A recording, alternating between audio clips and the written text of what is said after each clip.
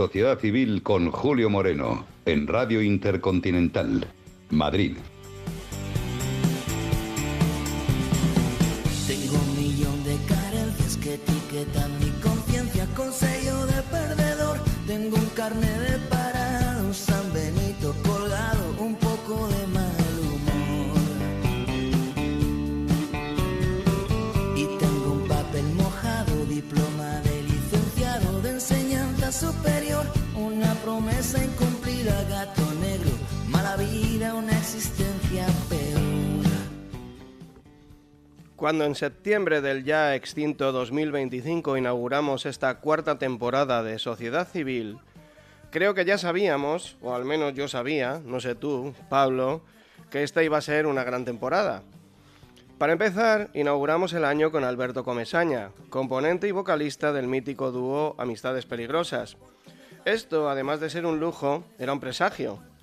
Presagio de un año, como dice mi admirado Leiva, de demasiado brillo y demasiado impacto, pero también, sin duda, de demasiado humo y demasiados pactos. Humo que, si bien indica dónde está el fuego, también acompaña los rescoldos, a lo que queda tras el incendio, señalando lo que antes fue y ya no es.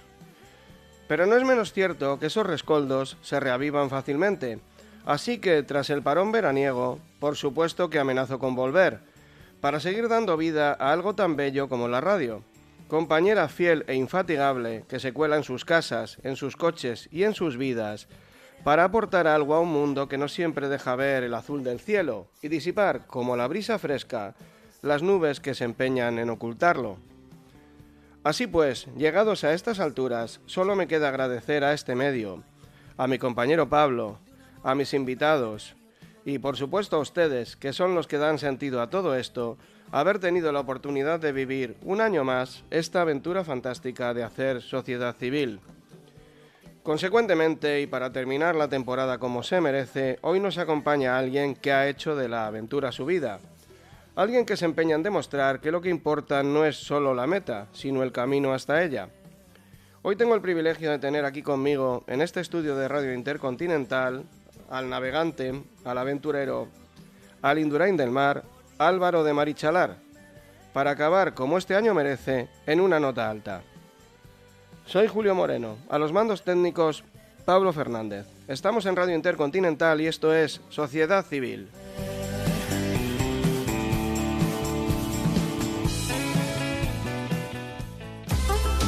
Taberna de Gusta, tu taberna en el barrio de Salamanca. Disfruta de un ambiente informal en Francisco Silvela 83. Comienza el día con sus desayunos de lunes a viernes o acude a probar su gran variedad de tapas y su carta de vinos, vermut y deliciosa cerveza.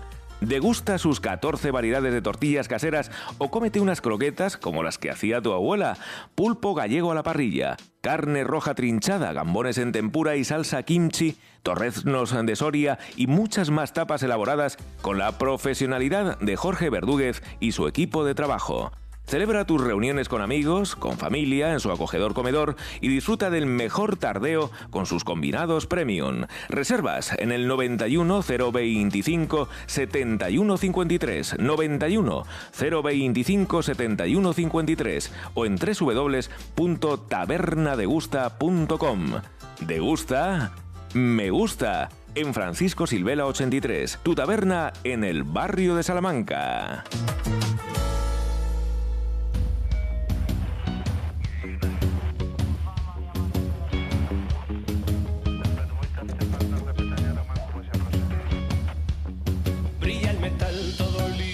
Preparados para despegar, fueron días de preocupaciones y horas perdidas luchando contra la ansiedad. Y sentado a los mandos de mi cápsula interestelar, puro nervio, taquicardia y mala onda, el sudor empaña mi visor de cristal.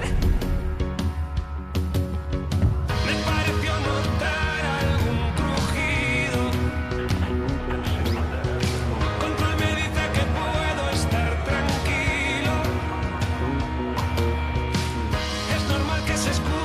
Tantos ruidos, despedirme de los míos.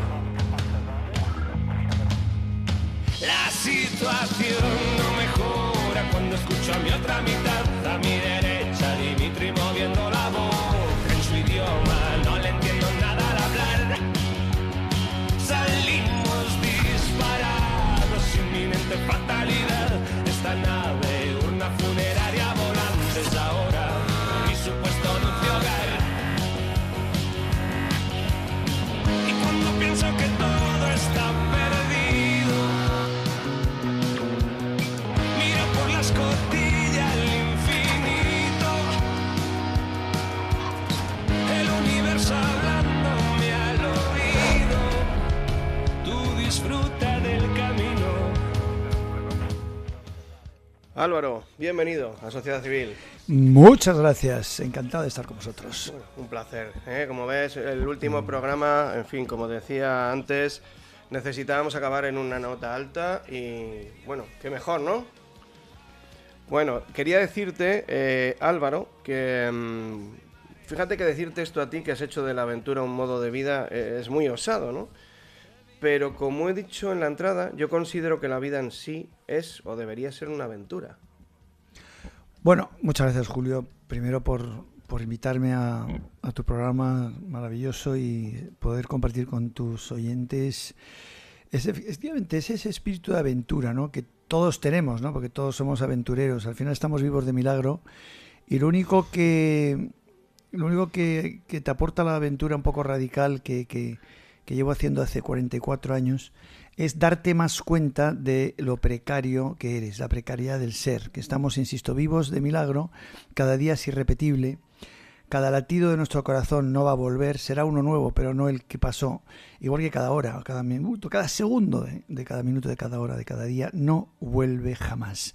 Por lo que hay que aprovecharlo al máximo, porque hay que vivir al máximo en pie, en libertad, en comunión con tus talentos y la vida que Dios te presta. No tenemos que olvidar que nosotros estamos aquí porque Dios, el Creador, Dios nos ha hecho, nos ha dado la vida, nos la ha prestado. Y junto a la vida nos ha prestado unos talentos únicos e irrepetibles en cada uno de nosotros. Entonces, con esa vida y esos talentos irrepetibles podemos hacer lo máximo o lo mínimo. El problema es que la sociedad actual nos invita a hacer lo mínimo, nos acobarda, nos arrodilla, nos humilla, nos esclaviza, nos manipula, nos maneja, sobre todo las administraciones públicas, ese Estado enorme, gordo, inoperante, que no necesitamos para nada, pero que nos humilla en nuestra libertad de hacer lo máximo con nuestra vida y no nos deja. Y no nos deja porque nos tiene secuestrados. Y nos tiene secuestrados con lo que llamo yo la dictadura fiscal, que es la peor dictadura que hay, porque en el nombre de una supuesta democracia nos humilla y nos quita tiempo de vida a través de los impuestos confiscatorios que nos obliga a la fuerza a tenerle que entregar, para hacerle a ese enemigo Estado más grande y más poderoso todavía. Entonces fíjate que la paradoja es increíble. O sea, no solo nos quita la vida, las ilusiones y la proyección de nosotros mismos para hacer lo máximo con la vida y los talentos que Dios nos presta, sino que además lo hace en nombre nuestro. Y en nombre de nuestro bien, de nuestra vida, de nuestro bienestar, ¿verdad? Sí. Te conviene que el Estado sea grande, porque cuando el Estado sea grande, pues tú ya eres el eso. En la maquinaria del Estado, el citoyen de la Revolución Francesa maldita, ¿entiendes? El instrumento del Estado a ser manejado por ese horror de Estado que te va a quitar todo, tu vida, tu libertad. Y bueno, los tres derechos al final, los tres derechos fundamentales que tiene el ser humano al nacer, que es solo tres. Solo tenemos tres y solo tres. Los tres derechos son vida, propiedad y libertad. No hay más. Cualquier otro derecho te lo va a dar alguien a cambio de algo que le va a beneficiar a ese alguien, que es el puñetero Estado. Porque, por supuesto, el derecho a la vivienda te lo va a tener que dar y alguien lo tendrá que pagar. Con su propiedad, claro. Con su vida y con su libertad. No la del político, que te lo va a dar para recabar votos y poder, y más poder. No, te lo va a dar quitándole vida, libertad y propiedad a otra persona que le va a humillar, quitándole esa libertad, propiedad y libertad, para dárselo a una serie de individuos que a cambio le van a dar votos, quiere decir poder. Claro. Entonces es algo que nunca se acaba. Algo que hay que saber, al menos, por lo menos, saberlo. Es así. Por lo menos saberlo. Y fíjate qué curioso, porque has dicho vida, libertad y propiedad. Y si lo analizas, los que tenemos ahora enfrente van contra las tres cosas, en cierto modo. Contra la vida, porque es así. Claro, porque ellos justifican su propia libertad y propiedad. Su propia existencia. O sea, la existencia de Sánchez, del sátrapa, del dictador, del maldito personaje que nos ha tocado en desgracia a sufrir a los españoles y el resto de europeos. ¿En qué se soluciona? ¿En qué se basa? Pues eso, en quitar libertad, en quitar vida y en quitar propiedad para el meter los derechos, regalar los derechos, ahora van a importar 500.000 votos, más otros los que vengan asociados, ¿entiendes? Porque esa importación de inmigración es votos para él, entonces es para hacerse más fuerte y para perpetuarse en un poder que está arruinando el pasado, la historia, el presente y el futuro de España. Claro que sí. Mira, vamos a hablar mucho de este tema, porque yo además lo tenía hoy muy claro, pero antes quería comentarte, Sociedad Civil, creo que conoces un poco el programa, tiene el carácter de tratar de encontrar un poquito más a fondo, más detrás del personaje que conocemos público, en tu caso por tu desempeño público, como de cualquier invitado que viene aquí, artistas, escritores, periodistas, etcétera, y descubrir un poco a la persona que hay detrás. Entonces, yo siempre estas charlas las empiezo con la misma pregunta, que puedes responder, evidentemente, en tus propias palabras y como tú quieras, que es: ¿quién es Álvaro de Marichalar?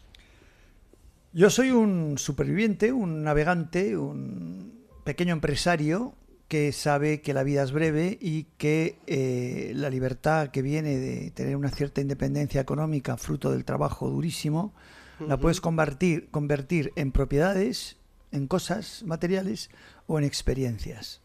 Si la conviertes en propiedades, pues tienes propiedades, tienes un cuadro, tienes un coche, tienes una casa, tienes 2 casas quizá.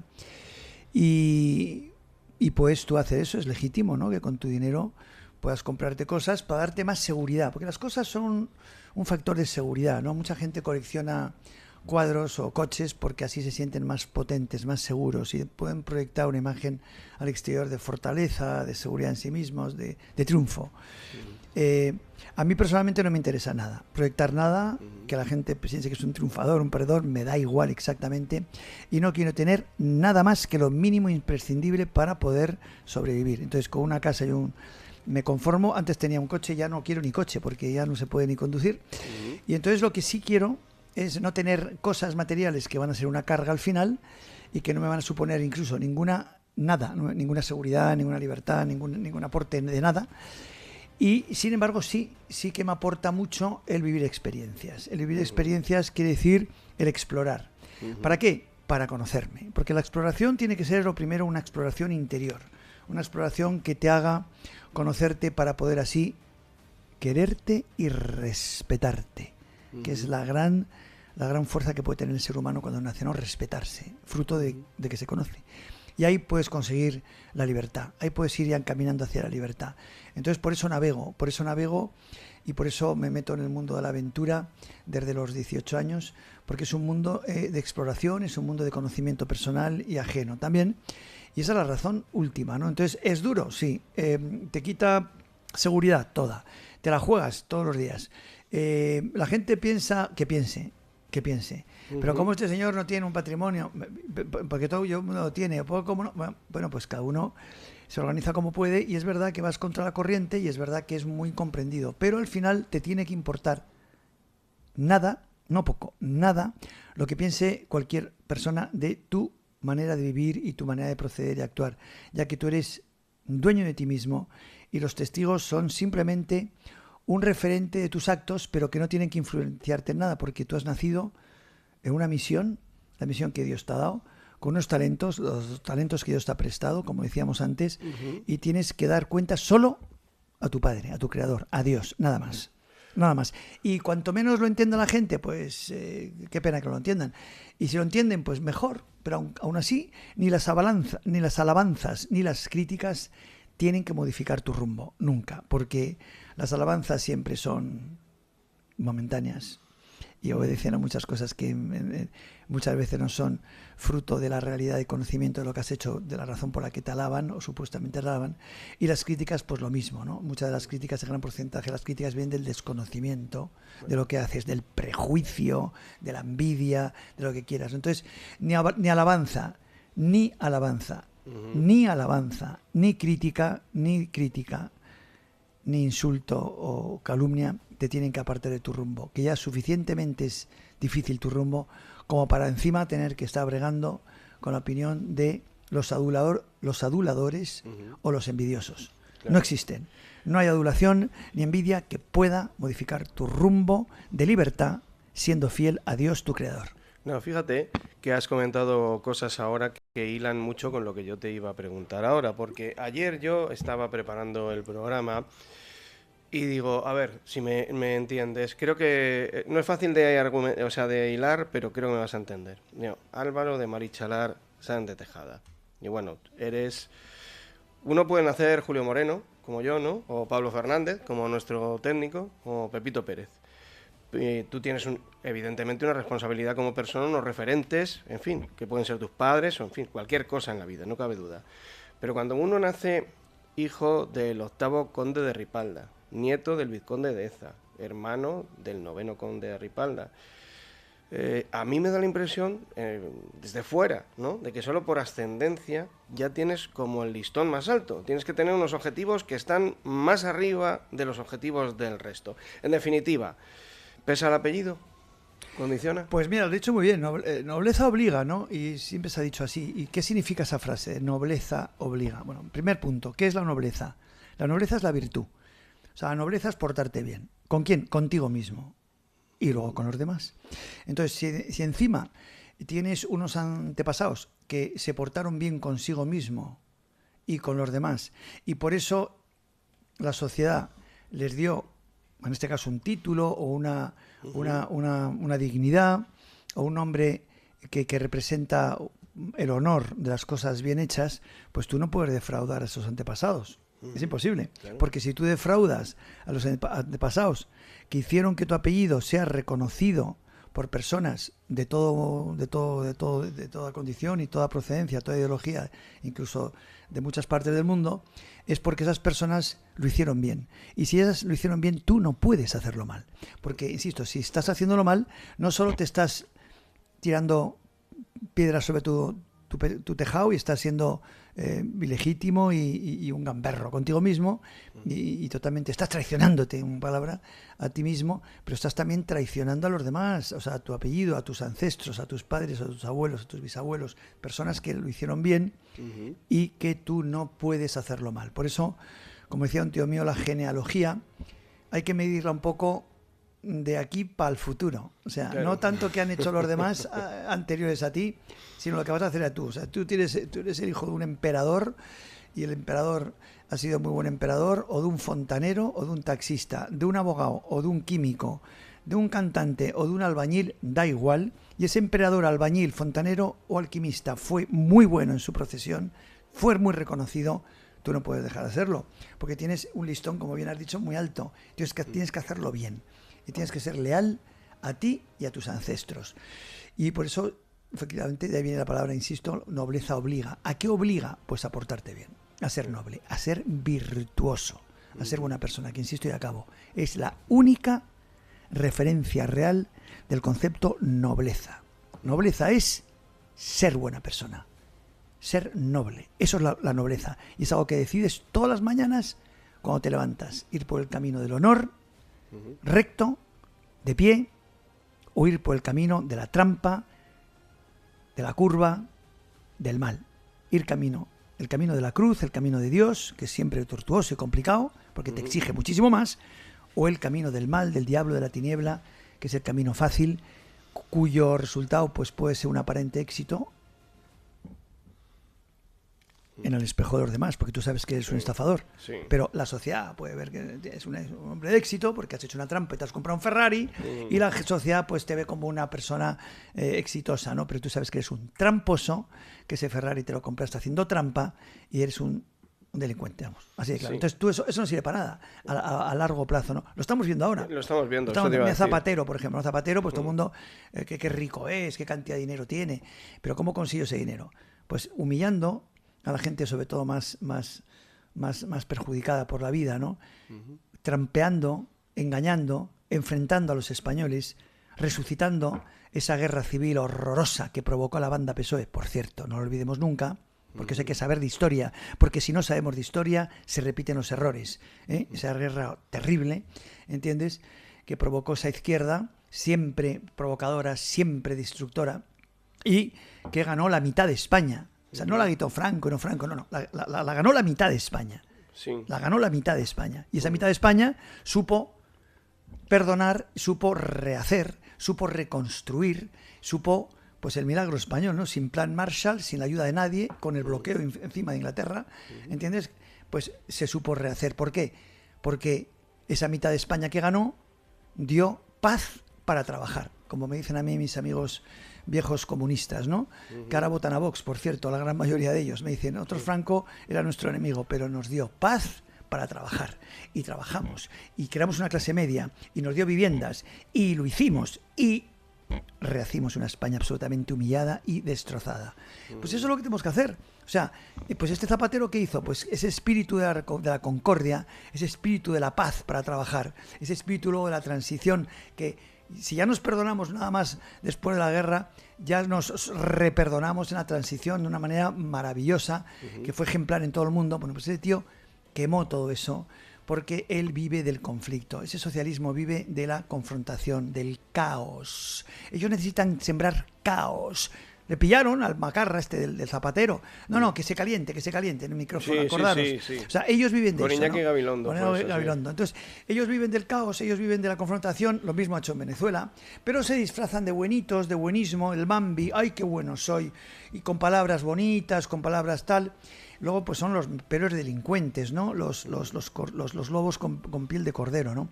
Y ese es Zapatero. Y Zapatero la tiene que pagar. Porque si Zapatero no la paga, igual que no la ha pagado Griñán o no la ha pagado Puyol, España va a irse, moralmente, va a desaparecer. Porque es muy importante que no haya impunidad. No puede haber impunidad. Y esos casos que han sido indultados por este Tribunal Constitucional, que es una aberración de nuestra democracia, de nuestra justicia. Esos delincuentes del proceso separatista catalán, que han sido también amnistiados en otro proceso vergonzoso para la historia de España y el resto de Europa. Si esa impunidad sigue, ese Puyol que no es juzgado, que es increíble, esa impunidad está destrozando la moral, la historia y el futuro de España, porque no puede haber impunidad. Zapatero tiene que ser juzgado con el mayor rigor y tiene que tener una pena con el mayor rigor, y este hombre debería de pasar todo lo que le quede de vida entre rejas, y luego tiene que ser juzgado por Estados Unidos, y luego tiene que ser juzgado en Venezuela, cuando Venezuela recupere su libertad y su democracia, cuando Corina Machado recupere el poder que le ha sido arrebatado, entre otros por Zapatero, que ha sido cómplice de ese régimen criminal de Maduro. Entonces tiene que ser juzgado por todos los países a los que tanto daño ha hecho este macarra, ¿entiendes? Zapatero tiene que ser juzgado, joder, es que no, es así, y además sin piedad, sin piedad. Y Sánchez lo mismo, Sánchez tiene que ser detenido, ya. ¿Entiendes? Pero tiene que ser detenido por la sociedad española. ¿Entiendes?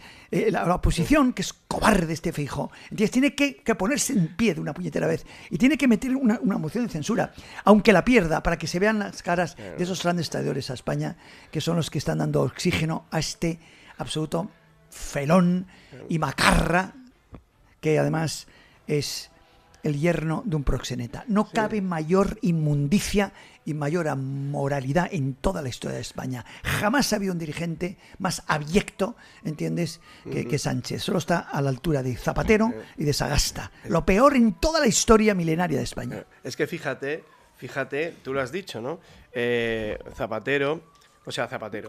Sánchez está en el poder, no ha ganado las elecciones, nunca, las últimas. Nunca no las ha ganado. Nunca está en el poder ganado. porque ha mal vendido, a mi forma de ver, ha mal vendido España. Ha mal vendido España, y ahí fue un error, a mi juicio, porque Su Majestad el Rey, que tiene un deber constitucional de llamar a los candidatos, a proponer a candidato a presidencia del gobierno, y él llamó a Feijóo, y Feijóo pues no pudo hacer una mayoría, y luego pues llamó al otro, y le llamó al otro, a mi juicio, mal llamado, porque él no escuchó. Él no escuchó a los partidos pequeños, estos partidos que están en el borde de la legalidad, como puede ser Esquerra Republicana, como puede ser Bildu, toda esta caterva de partidillos pequeños cuya super representación en el Parlamento se debe a una ley electoral absolutamente injusta, que es lo primero que hay que cambiar en España, una ley electoral injusta que da muchísima más representatividad a unos partidos pequeñitos que a los partidos de toda España, ¿no? Solo porque están localizados geográficamente en una zona muy concreta. Eso es una anomalía democrática de libro, y eso no lo digo yo, lo dice en toda Europa. Eso es imposible de aguantar, ¿no? Pero pues por eso esta gente de estos pequeños partidos no fueron a Zarzuela a ver al rey en esa manifestación de soberbia y de no cumplir la ley. Pero la ley hay que cumplirla. Y si no vas a verme, yo si soy rey digo, ¿no vienes a verme? No sé lo que quieres proponer, con lo que no voy a nombrar a ningún candidato que pueda contar con tus apoyos, ya que yo no entiendo, no sé, porque no me lo has contado, qué es lo que tú apoyas.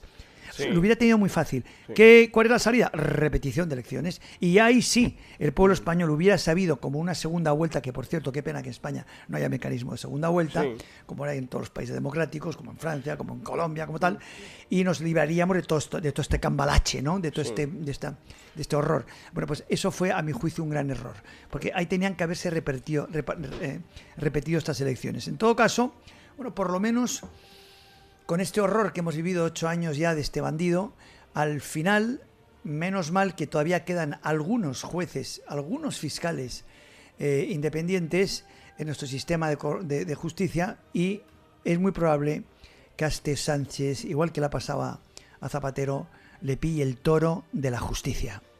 Claro que sí. La huerta de Casa Ricardo.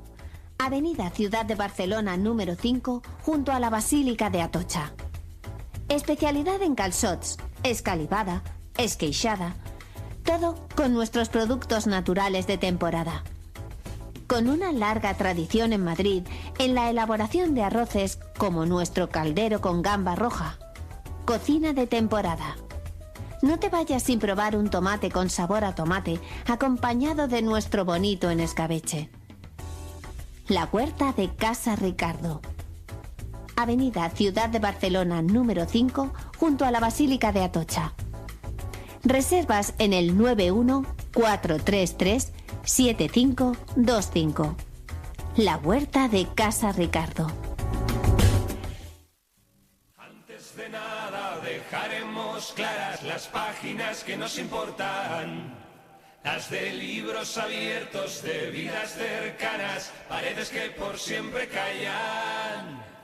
Que al resto del mundo deseo sincero de éxitos en la batalla. Que pensemos despacio, queramos deprisa y caminemos con la frente alta.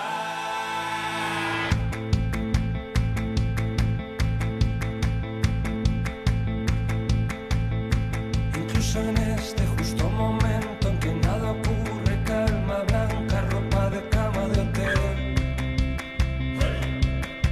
olores de vida plena, sexo ligero, agua fresca, zumo de fruta y café.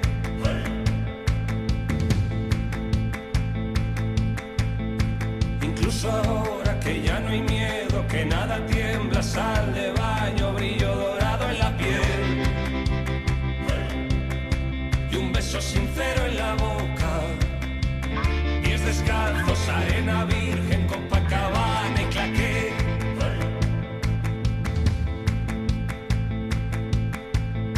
Cine desierto, sol en la cara, latina ardiente, ron de caña, domingo desde las 3. Terraza de vino y rosas, soñar despierto, dormir contigo, viajar despacio y volver.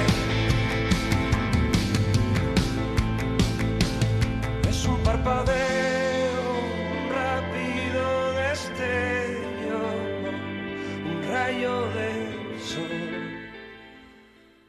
Bueno, yo quiero tocar ahora el tema náutico, también por cambiar, relajarnos un poco, que luego vamos a volver sobre esto, Sí, porque al yo final encantado. es que a ti te pasa lo que a mí, que estamos deseando sacarlo. Claro, es que al final, y además, como hemos comentado mientras la publicidad, ¿no? Que me encanta, Julio, esto de tu programa, o sea, el nombre de tu programa es maravilloso, ¿no? Porque no sé si los oyentes somos todos conscientes. Yo salgo con una reflexión que he aprendido hace poco, ¿eh? No creas tú, porque aquí hay que aprender todo el tiempo. O sea, yo tengo esa... Partimos de la base que no sabemos, sabemos muy poquito, muy para poquito. Mí es ley, ¿eh? Yo todos claro, los días. hay que aprender. Cuanto más aprendes, más te conoces y más te respetas. Y cuando más te conoces y más te respetas, más puedes conocer y respetar a los demás. Si no, es imposible. Entonces, ese es un proceso muy importante. Y a la naturaleza también. O sea, ¿quién respeta a la naturaleza? Quien se respeta a sí mismo y a los demás. Porque tú no puedes respetar a la naturaleza si no te respetas antes a ti mismo, porque no sabes qué es la consecuencia de la falta de respeto a la naturaleza. ¿Sabes? primero tienes que respetarte a ti mismo, y por eso es el conocimiento fundamental. Entonces, de ese conocimiento, quiero decir, hay que darse cuenta de un tema importante, y viene un poco vinculado al nombre de tu programa, y es que en la sociedad, en los países, en España, ¿qué hay? Hay gobierno, la autoridad política, hay todo el aspecto económico, la autoridad o la realidad o el poder económico, poder político sea gobierno, poder económico, y hay una tercera pata, que es la sociedad civil. Fíjate tú la importancia que tiene el tema, ¿eh? Porque nosotros cuando decimos a la sociedad civil, decimos a la gente, a las personas, bueno, pues cualquiera, efectivamente, cualquiera, los propietarios de la nación, el pueblo, que se llamaba también antes, ¿no? El pueblo. La sociedad civil es equivalente al pueblo. ¿Quién es el pueblo? Pues el pueblo somos todos, todas las personas. No me gusta el término ciudadanos, me gusta más el término personas. Y la razón es muy sencilla. La persona es un ente individual cuya relación con su alma es Dios. Él se sabe hijo de Dios. El ciudadano, el citoyen, que viene de la Revolución Francesa, es un sujeto del Estado. El Estado tiene la autoridad de darte hasta la identidad. ¡Qué aberración! Por eso tenemos carné de identidad, que no nos lo da Dios, que ha sido el creador, no, nos lo da el puñetero Estado. Sí, y entonces la pregunta es, ¿quién es el Estado para darme a mí identidad? Es una pregunta que se han hecho los ingleses durante siglos. ¿Y sabes cuál ha sido la respuesta del Parlamento británico? ¿No? Nadie. El Estado no es nadie para dar a un británico la identidad. Y por eso no existe el carné de identidad en Gran Bretaña. Porque los británicos, como la Revolución Francesa no llegó a Inglaterra, no tuvo tanta influencia, ahí no quisieron que el Estado se arrogara de un poder que lo tenía el rey como intermediario de Dios. Por eso es el rey por la gracia de Dios. Claro. Entonces son súbditos de la corona, que es súbditos del intermediario del rey. Al final hay una relación de poder solo con Dios. Fíjate qué bonito. Sí. Entonces el Estado, el rey, es, bueno, el intermediario un poco, pero no es el que da la identidad, porque no es la persona un número, una pieza de una maquinaria del motor del Estado. No, es independiente, es un alma, es hijo de Dios. Por eso el Estado quiere quitarnos a Dios para convertirse él en el Dios, a ser venerado, respetado y temido. Y nosotros no queremos venerar al Estado. Nosotros solo veneramos a Dios. El único rey que tenemos realmente es Cristo. Nada más. Así de sencillo. Entonces, eso es un tema que no es ni siquiera político. Es un tema de pura supervivencia personal y colectiva de cada uno de nosotros. ¿Cómo prefieres llamarte? ¿Ciudadano o persona? Es una decisión que tienes que tomar tú. Yo ciudadano, que me gusta que el Estado me domine. Muy bien. Hace lo que quieres. Hay mucha gente, ¿eh? Yo no. No quiero ser ciudadano, yo quiero ser persona. Claro, es que... Porque la persona ya está incluido el proceso del ciudadano, en el sentido de que vas a ser una persona enganchada, metida en la sociedad para ayudar en lo que puedas, y todo lo que puedas, etcétera, y colaborar y portarte bien y ser una persona que no causes problemas. Pero eres persona, antes que nada persona. Pues bien, ya acabo. Nada. Esos tres estamentos, esos tres patas de ese taburete de tres patas, insisto, es sociedad civil, el más importante, poder político y poder económico. ¿Cuál es el problema? Que el poder económico necesita al poder político y el poder político necesita al poder económico para dominar a la sociedad civil. Claro. Somos víctimas del poder político y del poder económico per se. Y entonces nosotros tenemos que organizarnos, tenemos primero que saber el problema que hay, conocerlo, porque los problemas solo se resuelven cuando se conocen. O sea, el problema del plástico, el vertido del plástico en la mar, que estoy viendo todo el día yo, ahora hablaremos un poco de la mar si quieres, ese 1.000.000 de toneladas de plástico que estamos lanzando a los ríos, lagos, mares y océanos del mundo cada día, 1.000.000 de toneladas cada día, ese problema solo puede solucionarse cuando lo conozcamos, cuando la gente sepa, primero, que tiramos 1.000.000 de toneladas de plástico al agua, al 70% de la superficie de la Tierra, que es agua, al día. Que ese plástico, cuando conozcamos que ese plástico que estamos tirando impunemente se va a convertir en microplástico, que los peces se lo van a comer, nos vamos a comer los peces y el plástico está ya en nuestro torrente sanguíneo.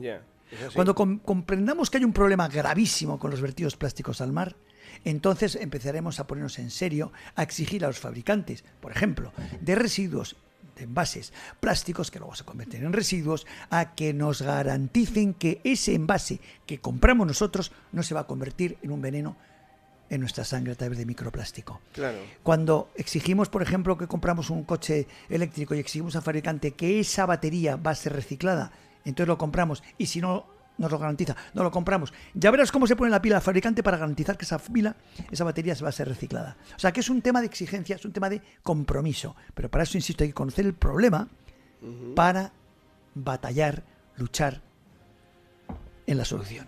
Sí, no, es así. Imagínate, mira, estabas hablando de ciudadanos y yo estaba pensando, digo, al final la palabra ciudadano, que es un poquito abyecta, no es sino un sinónimo de súbdito. Al final somos súbditos. Pero súbdito de otros ciudadanos. Claro, yo prefiero ser súbdito de Dios que de Pedro Sánchez, eso ¿sabes? es. O sea, es que ni de coña, vamos. Eso sí. Yo no voy a ser súbdito de Pedro Sánchez en mi vida porque por principio no. Y encima si es un macarra como en este caso, pues menos, claro. No, por supuesto. Pero aunque fuera el mayor, tal, imposible. O sea, tú eres súbdito, tú eres un hijo de Dios, hijos de Dios. Dios te ha creado. No una organización humana para dominarte. No, eso no existe. No, eso es así. Bueno, quería tocar levemente el tema deportivo porque sé que ahora estás inmerso de lleno en otra nueva aventura. Me has comentado que ahora estás haciendo un impasse aquí en Madrid, pero realmente estás en Panamá. Estoy embarcado hace 7 años que no venía a España. Vine para 4 días y llevo 5 meses. Y ya me voy a ir otra vez, 2 o 3 años más, porque estoy dando la vuelta al mundo en la embarcación más pequeña en la historia de la navegación, celebrando la aventura humana más importante en la historia de la humanidad, que es la primera circunnavegación del planeta que consiguió España, que consiguió Juan Sebastián Elcano, ese vasco universal guipuzcoano de Guetaria, que inició Fernando de Magallanes, ese gran navegante también que nació portugués, luego se hizo español, pero que perdió la vida en esa expedición en la batalla de Mactán, en Filipinas, y en el momento en que fue relegado por Juan Sebastián Elcano, que fue quien consiguió dar la primera vuelta al mundo, con 18 supervivientes en un solo barco, de los 260 marinos que habían zarpado 3 años antes en 5 barcos. Eso es España. Eso es España. Y eso es España, y España lo tiene que saber. Y eso, que es España, que es la aventura, insisto, más importante en la historia, porque demostró empíricamente la forma esférica de la Tierra, y de ahí la primera circunnavegación, la primera globalización, el galeón de Manila, el galeón de Acapulco, o nao de la China, que los 3 nombres tenía, durante 300 años a través del Pacífico y del Atlántico, los 5 continentes unidos gracias a España. Con el dólar de la época, la moneda de referencia mundial, que era el real de A8 español, 3 siglos. El dólar lleva 70 años siendo la moneda de referencia del mundo, de la Segunda Guerra Mundial, 80 años. Nuestra moneda fue 300. De hecho, el emblema del dólar viene de las torres de Hércules que coronaban, que adornaban esa moneda española. Todo eso lo tenemos que saber, porque si no lo sabemos, no sabemos quiénes somos como individuos, como personas, que tenemos la gran dicha de ser españoles, y como sociedad española. O sea, la sociedad española que no conoce dónde viene Numancia, Blas de Lezo, Pizarro, Cortés, Elcano, Churruca, Álvaro de Bazán y los grandes héroes que hicieron la humanidad que conocemos hoy posible, esos españoles no pueden defender a España porque no la conocen. Claro. Y hay que comprenderlo, pero hay que denunciarlo. ¿Por qué? Porque es una responsabilidad saber quién eres. Es igual que si tú no sabes quién es tu padre, quién es tu madre. Tú tienes la obligación de saber quién es tu padre y quién es tu madre. Y copiar lo bueno que hicieron y rechazar lo malo que hicieron. Y eso es la nación, y esas son las personas libres. Y ese es el propósito de mi travesía alrededor del mundo, en solitario, navegando siempre en pie, a bordo de la embarcación más pequeña de la historia, 3 metros de eslora, una moto de agua. He llegado a Panamá, hacía 3 años que llegué desde Sevilla, y estoy ahí parado, porque la administración del Canal de Panamá, el administrador, que es un individuo muy complicado, está intentando paralizarme ahí para que no siga, ya que mi travesía le pone en evidencia, porque es una travesía donde se manejan una serie de conceptos que muchas gentes no quieren oír, ¿no? Como por ejemplo el concepto del horror de la contaminación plástica, del horror del tráfico de materiales peligrosos, del horror que significa la pesca ilegal o de la maravilla que representa la historia de la hispanidad y de la primera circunnavegación. Son gente que no quieren escuchar nada de lo que hizo España, quieren silenciar. No quieren que yo grabe, por ejemplo, que yo filme pues los vertidos tóxicos que se producen en el Canal de Panamá, los tráficos de mercancías peligrosas que se están autorizando con residuos incluso radioactivos que se están autorizando a navegar por el Canal de Panamá. No quieren. Entonces yo, como lo voy documentando todo, porque yo mientras navego pues voy filmándolo, pues probablemente esa es una de las razones por las que no quieren que pase por el Canal de Panamá. Si a eso le añades el hecho que el embajador de España actual en Panamá es el embajador del régimen socialista, de esta dictadura de Sánchez que estamos padeciendo hace 8 años, pues es la tormenta perfecta, porque efectivamente ese embajador no quiere que el pueblo de Panamá sepa nada de la primera circunnavegación. ¿Por qué? Porque lo tenían que haber sabido a través del gobierno, a través suyo, a través de la Embajada de España, pero nadie se ha dado cuenta, nadie se ha enterado en Panamá o en México, o en Brasil, o en Algeria, o en Rusia, o en China, o en Japón, de la primera vuelta al mundo, ese 5º centenario que estamos celebrando. Y no se han enterado porque no se han podido enterar porque el gobierno español no ha hecho nada absolutamente para que nosotros sepamos lo que ocurre en esa vuelta al mundo. Y no se han enterado porque con nuestros recursos, con nuestro dinero, este gobierno terrible que estamos sufriendo, no ha destinado nuestros recursos públicos para que el mundo se entere del 5º centenario de la primera vuelta al mundo. Y les molesta mucho que un particular como yo, un deportista federado, al que su federación pues nunca le ha dado ni un vaso de agua, de hecho, sea de paso, ¿verdad? O sea, sin ningún apoyo gubernamental, cero absolutamente, ponga en el mapa esta primera vuelta al mundo. De publicidad con mis documentales y mis conferencias y mis libros a lo que hizo España hace 500 años. Ellos no quieren que sepamos nada de esto porque ellos nos ponen en evidencia. O sea, ellos ponen en evidencia... Al revés, perdona que me está despistando, que me está llamando alguien. Ellos ponen en evidencia, ¿entiendes? Nosotros, nuestra labor, pone en evidencia la falta de rigor y la falta de patriotismo de este gobierno criminal. ¿Comprendes? Nosotros con nuestra actitud, nosotros con nuestro esfuerzo, nosotros con nuestro riesgo, nosotros con nuestro patriotismo, estamos poniendo en evidencia el horror que tenemos en este gobierno, que ni siquiera es capaz de dar publicidad al 5º centenario de la mayor gesta de la humanidad, la primera circunnavegación. Ahí está el tema. Entonces, pues claro, el primer enemigo que tengo es el gobierno español y todos sus representantes en todo el mundo. Ese es mi mayor enemigo, claramente. ¿Sabes? Entonces, ¿qué tenemos que hacer? Pues al menos saberlo y luego pues lucharlo. Y ahí ya te digo, llevo 3 años en Panamá luchando mis derechos, he contratado un par de abogados y vamos a ganar porque tenemos derecho a cruzar. Cuando digo tenemos, hablo en plural, hablo de mi embarcación y yo, ¿no? Claro, que somos como Rocinante y el Quijote. Somos uno. Y ese derecho hay que ejercerlo. Yo, de hecho, ya crucé el Canal de Panamá en 1999, el 31 de diciembre, fecha en la que Panamá recuperó la soberanía sobre el canal. Ahí ya lo crucé, una embarcación similar, y entonces pues tengo un derecho que ya ejercí. Hace 26 años, o sea que es un derecho, hay un precedente, quiero decir, entonces lo tienen mal en el canal porque eso les pone absolutamente en evidencia en una decisión absolutamente ilegal, ilegítima y contraria al deber que tiene el Canal de Panamá, que es garantizar el paso de toda embarcación, de cualquier bandera, de cualquier procedencia, sin discriminación alguna. A mí me llevan discriminando 3 años. ¿Buscas una tienda de moda para hombre que satisfaga todas tus necesidades? Entonces buscas Díaz Bravo, en el barrio de Moratalaz. Fundada en 1970, en Díaz Bravo encontrarás un amplio surtido de ropa y accesorios de alta calidad, sea cual sea tu edad. Trajes y camisas para tus momentos de mayor elegancia o ropa casual para los desenfadados, con toda comodidad en cualquier ocasión.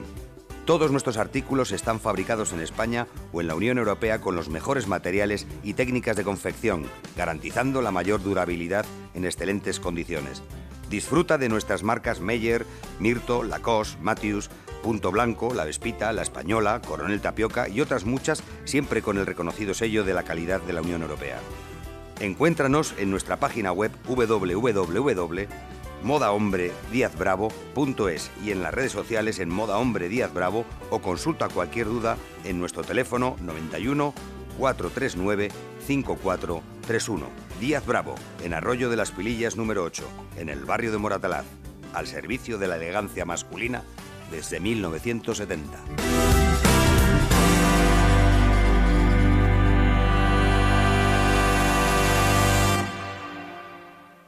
Llega el fin de los finales, llamas brillan en el cielo, saltaremos por los aires bajo columnas de fuego. 24 horas nos quedan, ya importan menos las penas que antes nos dolían tanto.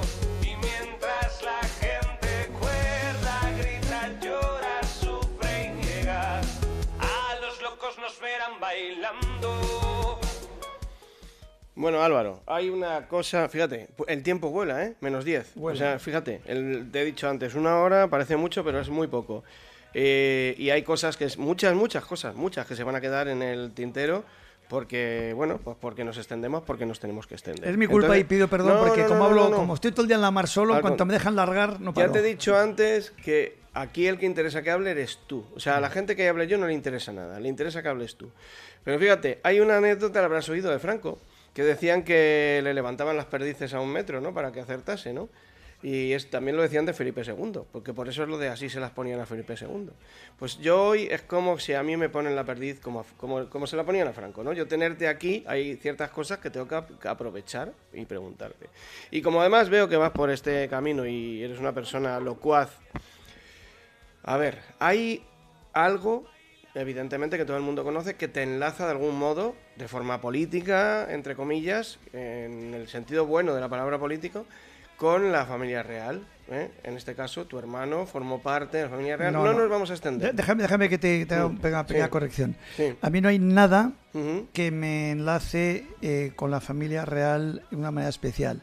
A mí me enlaza con la familia real lo mismo que nos enlaza a 47 millones de españoles, lo mismo. Y no es político. Y es bonito por eso, porque la monarquía no es política. Y por eso es monarquía. La monarquía es la bandera, o España, o el mapa. Es un símbolo. Es un símbolo que hizo posible la unión de España, el nacimiento de España, la reunificación de los distintos reinos peninsulares. A nivel familiar, el hecho de que un hermano mío menor se casara con una persona es irrelevante. Para mí es más relevante el hecho que, por ejemplo, muchísimos de mis antepasados de hace siglos sirvieran a España sirviendo al rey, sirviendo a la monarquía.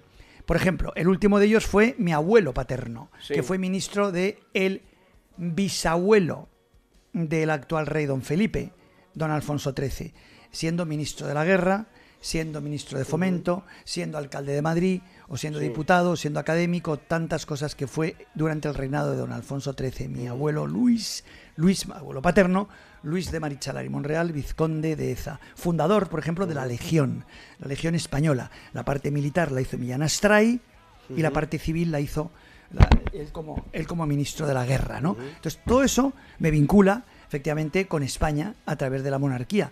Pero es lo único importante, porque la vinculación que tenemos con la monarquía, todos los 47 millones de españoles, es exactamente la misma. Y es la de estar vinculados con el símbolo, con la institución más antigua, más importante de la nación, porque es la que garantizó la unión de España, el nacimiento de España como Estado moderno, y la que sigue garantizando constitucionalmente que ese Estado moderno siga. Por eso las atribuciones del rey son tan importantes. Claro. Él es garante del buen funcionamiento de las instituciones del Estado. Él es representación del Estado en el exterior. Él tiene una serie de atribuciones importantísimas, que tiene que ejercer sin miedo a la mafia socialista. Porque yo estoy convencido, ya iba mi crítica, que si Sánchez hubiera sido Rajoy o Aznar o Feijóo, quiere decir, si Sánchez hubiera sido el líder del PP, hace ya 3, 4 o incluso 5 años hubiera parado. a un Sánchez del PP. Pero no se atreven porque el problema que tiene España, y no solo es el rey, es toda España, es que España tiene temor a la izquierda. Y ese temor a la izquierda es insoportable para los libres. Yo no tengo ningún temor a la derecha, ni a la izquierda, ni al centro, ni a la ultraizquierda, ni a la ultraderecha, ni al ultracentro, a nadie. Porque nadie puede temer a nadie y a nada nunca, ya que el temor, el miedo es el diablo, el mal. No puedes tener miedo a nadie. Y cuando tú tienes miedo a alguien, te conviertes en el siervo del mal y dejas de ser libre y te arrodillas. Entonces yo pido a todas las instituciones, a todas, empezando por la monarquía, pasando por el ejército, por la policía, por la Guardia Civil, por los ayuntamientos, por los tribunales, por el Parlamento, por cualquier institución de España, que no teman a la izquierda, incluido en eso a los medios de comunicación, que no teman a la izquierda, que Feijóo no quiera gobernar como hizo Rajoy para hacerse amiguete de los socialistas. Tú cuando tienes un programa de gobierno de derechas, gobiernas con tu programa, con la gente, siendo leal a la gente que te ha votado, con 2 cojones. No te pones aquí a medrar y tal. Pero claro, tenemos a un Feijóo, por ejemplo, como líder de la oposición, que votó a Felipe González. Y lo dice él. Imagínate. O sea, que él tiene alma socialista. Entonces, no puede ser el jefe de la oposición al socialismo una persona que tiene alma de socialista. No puede ser. O estas declaraciones que hizo ahí el otro día, las hace todo el tiempo Aznar, ¿no? Diciendo, no, hay que buscar el centro, hay que no sé qué, hay que gobernar para todos. Mira, hay que gobernar para quien te vota. ¿Comprendes? Claro. Y no tienes que hacer un cálculo político, que si gobiernas un poquito más y no un poquito menos, pues vas a ganar un 2% más de votos. Vota con lealtad a tus ideas. Y si no las tienes o no lo tienes claro, porque eres un medrador, eres un paracaidista a la política, lárgate de aquí, porque no te necesitamos. Necesitamos a personas congruentes, a personas valientes, a personas que tengan un programa. ¿Comprendes? Es así de claro. Y que no tengan miedo a enfrentarse a nadie. Mira cómo no tiene miedo a enfrentarse a la derecha Sánchez. Mira cómo no tiene ningún miedo. Gobierna para la mitad de España. Y está rechazando, está expulsando, está humillando, está arrodillando a la otra mitad.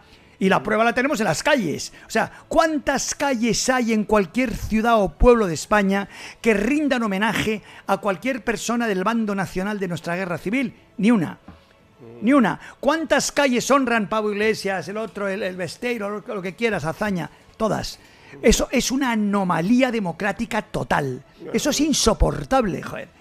Pero es insoportable independientemente de cómo pienses. Si eres honrado, si te quieres, te respetas y eres un patriota de derechas, de izquierdas, de centro, de cualquier ideología, no puedes permitir que tus hermanos de otra ideología no tengan representación en las calles. Es imposible. Es imposible. Yo tengo muchos amigos de pensamiento izquierdoso, de la izquierda, y somos amigos precisamente por eso, porque se niegan a aceptar la imposición dictatorial de una izquierda que quiere anular a la mitad de España y lleva 50 años consiguiéndolo con la ayuda de la mal llamada derecha. Cobarde y absolutamente irresponsable de su deber de proteger una ideología tan legítima como cualquier otra, estaría bueno, por miedo, por complejo y por cálculo político, ya que, como viven de eso, les cuesta mucho no alcanzar esas prebendas y esos sillones de los que viven también. Es que dicen, y ahí viene todo el problema. Yo, entiéndeme, esto es un tópico, no lo de la derechita cobarde, pero vamos a ver, ¿de qué votante vive el PP? ¿De la gente de derechas? Pues claro. O sea, ¿quién vota al PP? La gente de derechas. Pero no quieren que le critique el país, como esta que hizo esta ley de las televisiones y tal, ¿no? Claro, pero luego dicen, no, es que es un horror. Es que tal, lo que tú dices, no, somos centros, somos moderados, hay que tal.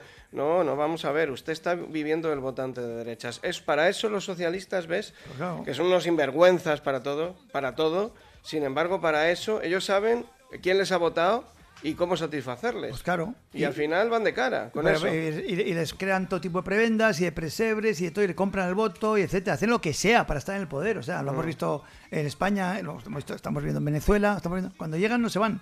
Claro. No se les echa ni con agua caliente. Pero bueno, nosotros tenemos que hacer un llamamiento a la cordura y a la honradez y al servicio público. O sea, mi abuelo siempre decía, el que te comento que estuvo al servicio de Alfonso XIII, mandar es servir. Mandar es servir. Esta gente se sirve del mando. Ese es el gran problema de España. Ya, pero... Y tenemos que exigir. Por ejemplo, mira, estos funcionarios, que no dejan de ser funcionarios, compañeros míos del Ejército del Aire, pilotos del Falcon, que es un avión de todos los españoles, de la sociedad civil. O sea, pertenece a nosotros, a los españoles, a 47 millones. Es nuestra propiedad. 80 vuelos clandestinos, que no sabemos a dónde ni cómo, quién ha pagado ese queroseno, qué gente ha ido ahí, qué han transportado. Están obligados a decirlo. Es que están obligados. La presidenta, la encargada, la directora, o como se llame, la responsable de Patrimonio Nacional, Ana. Esta persona es una persona estupenda, a nivel personal, lo que quieras. Bueno, a esta persona le han dado órdenes de que no mantenga la Basílica de la Santa Cruz del Valle de los Caídos. Le han obligado a que deje eso para que se caiga, vamos. Pues es una persona que no debería, si fuera consecuente con ella misma, no debería, que poquito pega esta música con esto, perdona, me está desconcentrando, pero bueno, no debería, esa es que no tiene nada que ver, esa persona no debería tener ese puesto, porque si yo soy presidente de Patrimonio Nacional, yo soy el encargado de Patrimonio Nacional, que es el patrimonio de la nación española, el patrimonio de todos los españoles, y a mí un político me dice no mantenga este monumento, yo por cordura digo, este monumento hay que mantenerlo porque no es su propiedad, es la propiedad de los españoles y yo voy a mantenerlo y si no me deja me voy. Eso es lo que tiene que hacer. Y desde esta antena le digo a Ana, a Patrimonio Nacional, que dimita si no puede hacer con honor su trabajo. Es así. Y a Felipe González, último mensaje, tenemos que decirle que ya que fue reconocido con el Toisón de Oro, máxima condecoración de España, ya que tiene un prestigio nacional e internacional, ya que sus pecados de corrupción brutal que hubo, pues han sido más o menos difuminados, que preste un servicio público. Yo le quiero mucho a nivel no le conozco, le he visto muy pocas veces, vamos, pero le quiero porque me parece una persona buena. Y por eso le tengo cierto afecto. Pero yo le pido, como le pedimos muchos españoles, que por favor ayude a disolver esta mafia sanchista. ¿Cómo? Que convenzca a 8 o 9 diputados socialistas que se sientan hoy en el Congreso y que les convenzca para que ellos presenten una moción de censura. Incluso, o que la presidente Feijóo o Abascal o quien sea, y que ellos la apoyen sin ambajes, que la apoyen mañana, que lo hagan ya. No podemos aguantar un minuto más con este delincuente, con este yerno de un proxeneta que está arruinando moral y materialmente a 47 millones de españoles. Amén, Álvaro. Bueno, se nos ha acabado el tiempo y ya sé quién va a ser el padrino de la 5ª temporada, porque tienes que volver. Se nos ha quedado media entrevista sin hacer y muchas cosas sin hablar. Puedes contar conmigo, me encantará. Genial, contar conmigo fantástico. Siempre que podamos. Bueno, y a ustedes desearles lo mejor para los meses venideros y sobre todo el canal de YouTube no se van de vacaciones y que habrá novedades pues casi todos los días. Así que si no quieren perdérselas, suscríbanse en socibil_JM. ¡Feliz verano! De honor, nadie aguanta tantos mares si le falla el corazón.